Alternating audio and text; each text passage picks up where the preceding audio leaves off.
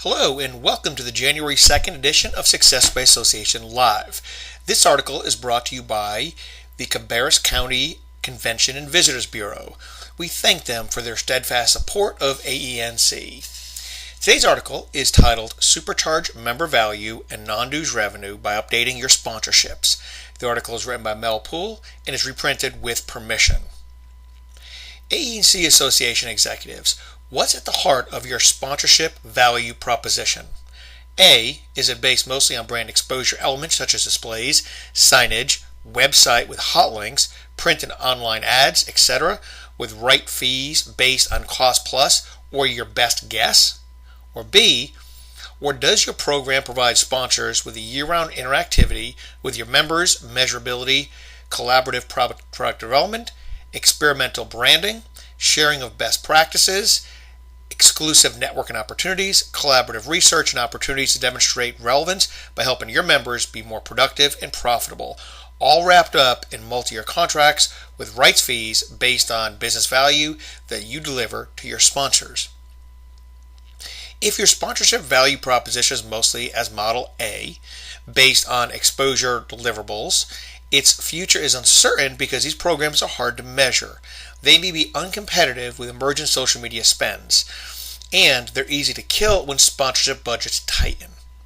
One of the fastest growing trends in the National Association sponsorship space is the development of Model B type programs where sponsors pay record high rights fees in order to develop long-term, more relevant, and collaborative relationships with association members.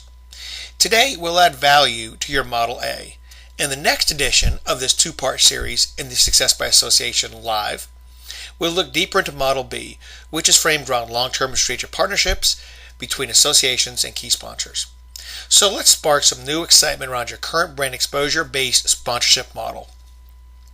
Here are a few starter questions for your execs to kick around at the next staff meeting. Are your sponsorships offerings more attractive than those that competing associations are selling to your sponsors? How do your fees compare with your competitors? Do you have an open dialogue with your sponsors? What do the members say about the sponsors? What do the sponsors say among themselves about your program?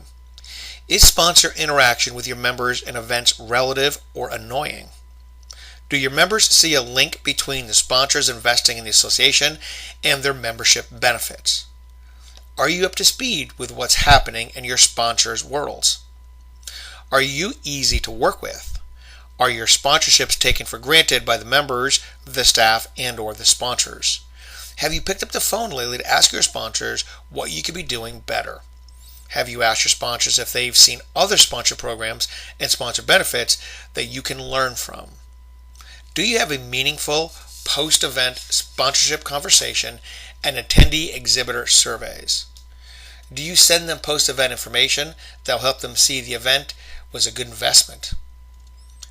If you make this exercise and the positive change that it produces part of your continuous improvement process, it'll strengthen the quality and productivity of your current program. Sponsors will reward you because this is the kind of scrutiny they seek and deserve. So how can evolving best practices in Model B, top-tier association strategic partnerships drive up the value of your Model A brand exposure sponsorships? Spoiler alert, help your sponsors help your members. Try dialing these benefits into your Model A sponsorships. Number one, challenge complementary sponsors to work together and provide new tangible member benefits such as practical solutions to common problems. Number two, create relevant presentation opportunities for sponsors on topics important to your members. Number three, launch an annual member survey that helps sponsors better understand the members' issues. Challenge the sponsors to bring solutions. Number four, encourage sponsors to develop these case studies where they help your members solve problems and/or become more profitable and productive. Communicate those case studies to the membership.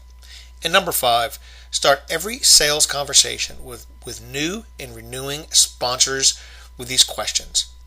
How will you help my members? Make this question the cultural touchstone of your sponsorship program. These value-added elements cost almost nothing to the association.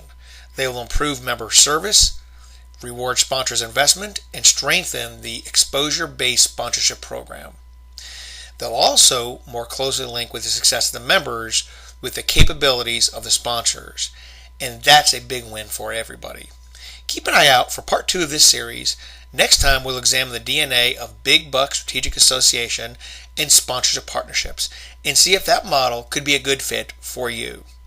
That concludes our article for today. We thank you for listening and hope you have a great day.